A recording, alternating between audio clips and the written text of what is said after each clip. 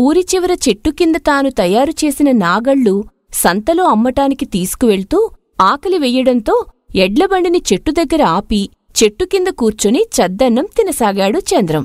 అప్పుడే అటువైపుగా పోతున్న శకుంతల చంద్రాన్ని చూసి, ఏమిటి చంద్రం, చద్దన్నం తింటున్నావా? అవునండి అమ్మాయిగారు. ఒక అమ్మాయిని చూసుకుని పెళ్లి చేసుకుంటే చక్కగా సమయానికి మంచి రుచికరమైన వంటలు చేసి పెట్టి ఉండేది కదా. అప్పుడు ఇలా చద్దికూడు తినే అవసరం ఉండదు కదా. అది ఇప్పుడు పెళ్ళంటే. అవును, ఏంటి నాగళ్ళు? వీటినెక్కడికి తీసుకుపోతున్నావేంటి? అది పక్కూర్లోని. అవును, ఇందాక పెళ్లి గురించి అడిగితే ఏమీ చెప్పలేదు. అంటే అమ్మాయిగారు, ఇప్పుడు పెళ్ళంటే. అవును, ఈ నాగళ్ళన్నీ నువ్వే తయారుచేశావా? అవునమ్మాయిగారు. అవును, పిల్లని చూసావా మరి? పోనీ నీకు నచ్చిన పిల్ల ఉందా ఎక్కడైనా? అది నేను కూడా నీతో ఈ ఎడ్లబండి మీద అలా సంతవరకు రావచ్చా చంద్రం? రండమ్మాయిగారు, మిమ్మల్ని రావద్దని అనగలరా ఎవరైనా? అలా ఇద్దరూ బండిమీద సంతవైపు కదిలారు. అవును చంద్రం, ఏంటి ఏదడిగినా సమాధానం చెప్పడం లేదు? ఏంటో అమ్మాయిగారు, మీ బోటి వాళ్ల మాటలు బొత్తిగా అర్థం కావు నాకు. ఏమైంది చంద్రం? అదే అమ్మాయిగారు, మీరొక ప్రశ్న అడిగి దానికి నేను సమాధానం చెప్పేలోపే ఇంకో ప్రశ్న అడుగుతారు. నేను దేనికి సమాధానం చెప్పాలో తెలియక. నువ్వు భలే తమాషాగా మాట్లాడతావు చంద్రం. అలా వాళ్ళిద్దరూ సంతకు చేరుకుంటారు. అక్కడ, సరే చంద్రం, నేను వెళ్ళొస్తాను, మళ్లీ కలిసినప్పుడు మాట్లాడుకుందాంలే అని వెళ్ళిపోతుంది శకుంతల. భలే విచిత్రమైన పిల్ల, గడగడా మాట్లాడింది వెళ్ళిపోయింది. ఏంటో. మళ్లీ 2 రోజుల తర్వాత సంతకు వెళ్తున్న చంద్రానికి ఎదురైన శకుంతల, ఏంటి చంద్రం, మళ్లీ సంతకా? అవునమ్మాయిగారు. అవును, ఎప్పుడు చూసినా ఈ నాగళ్ళు బండిలో వేసుకుని సంతకు పోతూ ఉంటావు. ఇవెవరైనా కొంటారా అసలు? ఒక్కటైనా అమ్ముడుపోతాయా? ఎందుకు అమ్ముడుపోవండి, అన్నీ చిటికలో అమ్ముడుపోతాయి. పైగా వీటి ధర చాలా ఎక్కువ. ఎందుకు? ఈ నాగలిలో అంత ప్రత్యేకతేముంది? అది సరేగాని చంద్రం, నన్ను పెళ్లి చేసుకుంటావా? ఒక్కసారిగా ఆ మాట విని చంద్రానికి నోట మాట రాలేదు. అలా ఉండిపోయాడు. ఏంటి చంద్రం, నేన్నీకు నచ్చలేదా?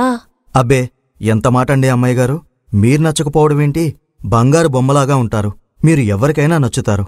మరి ఆ బంగారు బొమ్మ ఎదురుగా నిలబడి అడుగుతుంటే నువ్వే సమాధానం చెప్పకుండా నిలబడ్డావ్? మీ అంతస్తు వేరు, మా అంతస్తు వేరండి అమ్మాయిగారు. నక్కకి నాగలోకానికి ఉన్నంత తేడా ఉంది. అంతస్తులతో పనే ఉందిలే. అయినా నీ దగ్గర డబ్బులు లేకపోతే ఏంటి? నా దగ్గరున్నాయి కదా, నిన్ను బాగా చూసుకుంటాను. కానీ అది అమ్మాయిగారు. కానీ లేదు, అయినా లేదు. నువ్వు నాకు నచ్చావు చంద్రం. నువ్వంటే చాలా ఇష్టం నాకు. ఎప్పటినుంచో ఈ విషయం చెప్పాలి అనుకుంటున్నాను, కాని చెప్పలేకపోతున్నాను. అలాగే ఇకనుంచి అమ్మాయిగారు అని పిలవకు, శకుంతల అని పిలువు. తన కళ్ళని తానే నమ్మలేక, తన చెవులను తానే నమ్మలేక అలా నిల్చున్నాడు చంద్రం. చూడు చంద్రం, నీకంత నమ్మకం లేకపోతే చెప్పు. ఈ రాత్రికే నేను మన పెళ్లి గురించి మా నాన్నతో మాట్లాడి ఒప్పిస్తాను. అప్పటికైనా నీకు నా మీద నమ్మకం కలుగుతుందేమో అని వడివడిగా అడుగులు వేసుకుంటూ అక్కడినుంచి వెళ్ళిపోయింది శకుంతల. అలా మరుసటి రోజు శకుంతల చంద్రం దగ్గరికి వచ్చి దిగులుగా నిల్చుంది.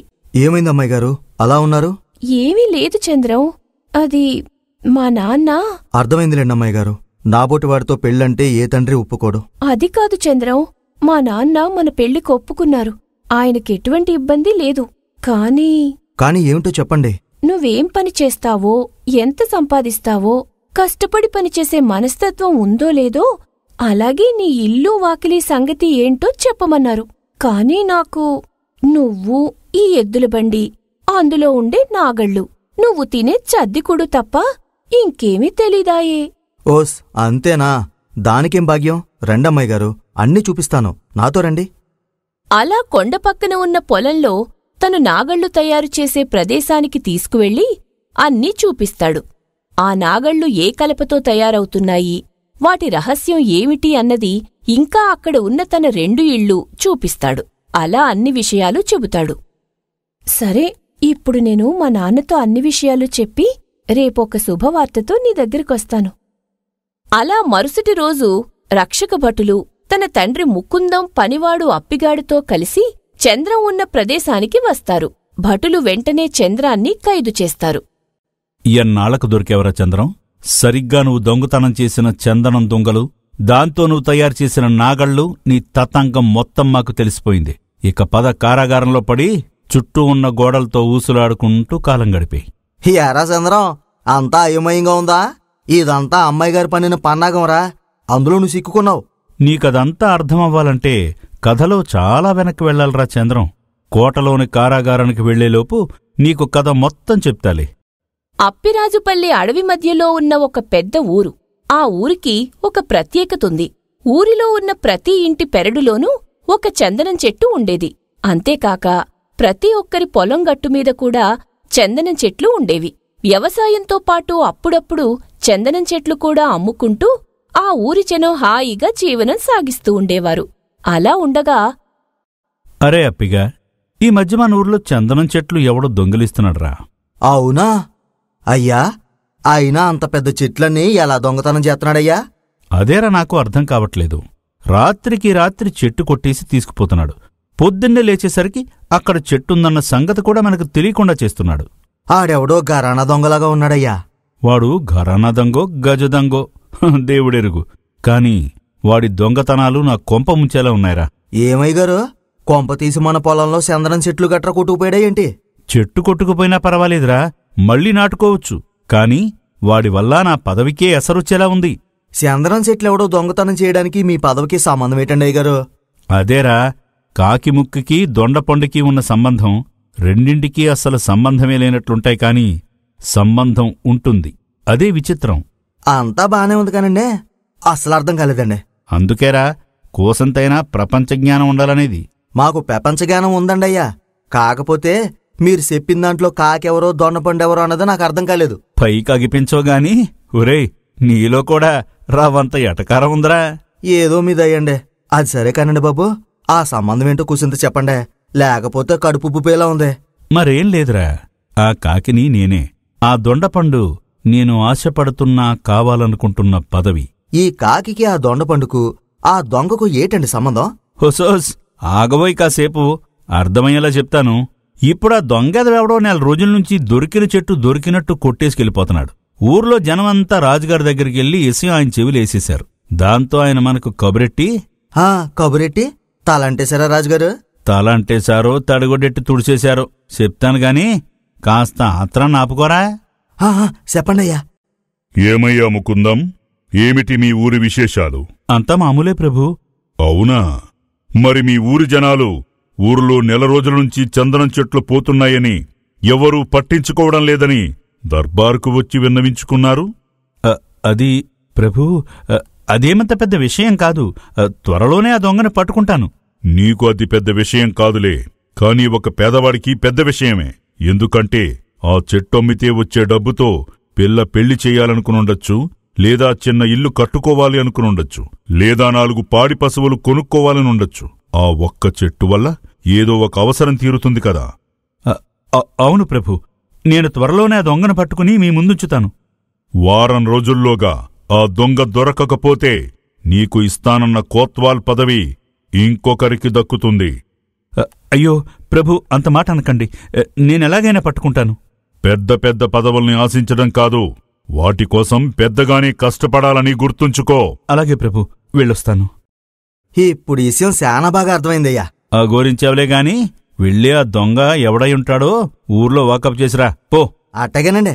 అలా అని అప్పిగాడు ఊరంతా తిరిగి అందరితో మాట కలిపి దొంగ ఎవరో అన్న విషయం ఏదైనా తెలుస్తుందేమోనని ప్రయత్నించాడు. కాని ఏ విషయమూ తెలియలేదు. అయ్యగారు, ఆ దొంగ మన ఊరోడు కాదనుకుంటానండి. మన ఊరివాడు కాకుండా మన ఊరిలో చందనం చెట్టు ఎవడి పెరట్లో ఉన్నాయో తెలుసుకుని రాత్రికి రాత్రి చెట్టు ఆచూకీ లేకుండా కొట్టి తరలించడం అన్నది అసాధ్యమైన పని. అట్టగంటారా? సరే, మళ్ళో మారు మన ఊళ్ళోకెళ్ళి కనుక్కొత్తను. అలా అని చెప్పి ఊర్లోకి వెళ్లి తిరిగి చీకటి పడగా ఇంటికి వెళ్తుండగా ఎక్కడో చెట్టు కొడుతున్న శబ్దం వస్తూ ఉండడంతో అటువైపు చూశాడు. అక్కడ ఆ ఊరి చంద్రం చందనం చెట్టు కొడుతూ కనిపించాడు. అది చూసి వెంటనే ముకుందం ఇంటికి పరిగెత్తి విషయం మొత్తం చెబుతాడు అప్పిగాడు. అయితే ఇదంతా చంద్రంగాడి పనన్నమాట. అవునండయ్యా, ఆ నేదో ఒకటి చెయ్యండయ్యా. వాడు మహామొరటోడు, పైగా మొండోడ్రా. అడ్డదారులోనే అన్ని ఏదైనా చెయ్యాలే తప్పితే మామూలుగా వాడితో మాట్లాడి గెలవలేం, పోట్లాడి గెలవలేం. అదంతా అక్కడే నిలబడి వింటున్న ముకుందం కూతురు శకుంతల, "నువ్వు చెప్పింది నిజమేనాన్నా? అలాంటి వాడితో వైరం మనకంత మంచిది కాదు. వాడిని వెనక నుంచి వెన్నుపోటు పొడవాలి తప్ప ఎదురెళ్ళి ఎదిరించకూడదు. మంచి మాట అన్నావు తల్లి. హ, మీ కూతురు కూడా మీలాగే అన్ని కొంపలు కూల్చే బుద్ధిలే వచ్చాయండే. గుడ్డొకటైతే పిల్లొకటొస్తుందారా? అనవసరంగా నా కూతురికి దిష్టి పెట్టకు. వాడు దిష్టి పెట్టినంత మాత్రాన నా తెలివితేటలు తగ్గిపోలేనన్నా. నేను నీ కూతుర్ని. గది నా కూతురంటే. సరిపోయారండి ఇద్దరికిద్దరు. నువ్వుండ్రా అప్పిగా. ఇంతకీ నీ బుర్రలో ఉన్న ఆలోచనేటో త్వరగా బయటపెట్టే తల్లి. అది వాడి ఆడి మెల్లిరిసేసి మోకాళ్ళ మీద రాజుగారి ముందు కూర్చోబెట్టేసి కోత్వాల పదవి కొట్టేసి ఏలేసుకుంటే ఇంటికొచ్చేస్తాను. ఇది నువ్వు చేసే పని కాదులేనాన్నా, నేన్ చేసి చూపిస్తా. పెళ్లి కావాల్సిన పిల్లవి నీ చేతికెందుకమ్మా మట్టంటించుకోవటం? నేను చూసుకుంటాను. ఆ ఆలోచనటు చెప్పుసాలు. కొన్ని పనులు ఆడవాళ్లే చెయ్యాలి నాన్నా, అప్పుడే అవి సాఫీగా జరుగుతాయి. అయినా నేను నీ కూతుర్ని నాన్నా, నన్ను నమ్ము. వాడిని ఆధారాలతో పట్టిస్తాను. నువ్వు కోరుకున్న పదవిలో కూర్చోవడానికి సిద్ధంగా ఉండు చాలు. ఒరేప్పిగా చూసావా నా కూతురు ఎంత ధైర్యవంతురాలో? చూసామండే, చూసాం. ముకుందం చందనం చెట్ల దొంగని పట్టించడంతో అతనికి కోత్వాల్ పదవి దక్కింది. అప్పుడు తన కూతురితో, తల్లి నీ తెలివితేటలో అమోఘం. నీవల్లే నాకీరోజు ఈ పదవి దక్కింది. నీ ఆనందమే నా ఆనందం నాన్నా. అంతా బాగానుందికాని తల్లి, ఆడు దాదాపు 4 రోజుల నుంచి చందనం చెట్లు దొంగతనం చేస్తున్నాడు. కాని మనకు దొరికినవి కొన్ని నాగళ్ళు మాత్రమే. పోనీ అంతకుముందు అమ్మేశాడు అనుకున్నా దానికి అవకాశం లేదు. ఎందుకంటే ఒక నాగలు తయారవటానికి కనీసం 2 రోజులైనా పడుతుంది. మరి మిగతా చెట్లేమైనట్టు? ఏమైతే ఏమైందయ్యా, మీరు అనుకున్న పదవి సాధించారు. సంతోషపడకుండా అవన్నీ ఆలోచిస్తారెందుకండే? అవసరమేరా అర్ధజ్ఞాని. మిగిలిన చందనం దొంగలు ఎక్కడున్నాయో తెలిస్తే వాటిని మనం అమ్ముకోవచ్చు, చాలా సొమ్ము చేసుకోవచ్చు. అయ్యా, మీ తెలివికి జోహార్లు. అవెక్కడున్నాయో నాకు తెలుసు నాన్నా, కానీ వాటినిప్పుడే మనం తీసుకోకుండా కొన్నాళ్ళాగి తీసుకుంటే మంచిది. అవునవును, నువ్వన్నది కూడా నిజమే. అబ్బా, మీ తండ్రి కూతుర్లు ఇద్దరు ఒకటేనండే, అన్నీ సగం సగం చెప్తారు. మధ్యలో నీ గోలేమిట్రా? ఆ చంద్రం మిగిలిన కలప ఎక్కడ దాశాడో తెలుసుకోవాలని కుతూహలంగా ఉందయ్యా. అదా, వాడు నాగళ్లు తయారు చేసే చోట ఉన్న 2 పాకలు చందనం కర్రలతో నిర్మించినవే. అందులో నుంచి రోజుకొక కర్ర తీసి వాటితో నాగలి తయారు చేస్తూ అమ్ముతుంటాడు. తస్సదియ్యా, వాడు మనకంటే తెలివిగా ఉన్నాడు కదమ్మా. అందరూ పాకలో కలపుందేమో అని వెతుకుతారు కాని పాక ఏ కలపతో కట్టారో చూడరు. ఆహా, ఓహో, ఏమి తెలివి, ఏమి తెలివి. ఎంత తెలివి ఉంటే ఏం లాభం లేండయ్యా. ఆడదాని వల్ల సిక్కుపోయి కారాగారం పాలయ్యాడు. ఈడేడిపి ఎక్కువైపోయింది మనకి. పద తల్లి, మనం పోదాం. ఏమిటమ్మా, ఈ అప్పిగాడు వారం రోజుల నుంచి ఇంటివైపే రావడం లేదు? ఎక్కడ పనులు అక్కడే ఉన్నాయి. కొంపదీసి పోయాడంటావా? అలా చూసొద్దాం పదండి నాన్నా. అలా ఊరంతా వెతుకుతూ చంద్రం పొలం దగ్గరికి వస్తారు. అక్కడ ఉన్న 2 పాకలు అక్కడ కనిపించవు. అప్పుడు వాళ్లకి విషయం అర్థమవుతుంది. అప్పిగాడు ఎందుకు కనిపించడం లేదో. నాన్నా, మనమే గొప్ప తెలివైన వాళ్లం అనుకుంటే మనల్నే మోసం చేశాడు వీడు. తాన్ని తన్నేవాడు ఒకడుంటే వాడి తలదన్నేవాడు ఇంకొకడుంటాడంటే ఇదేనేమో తల్లి.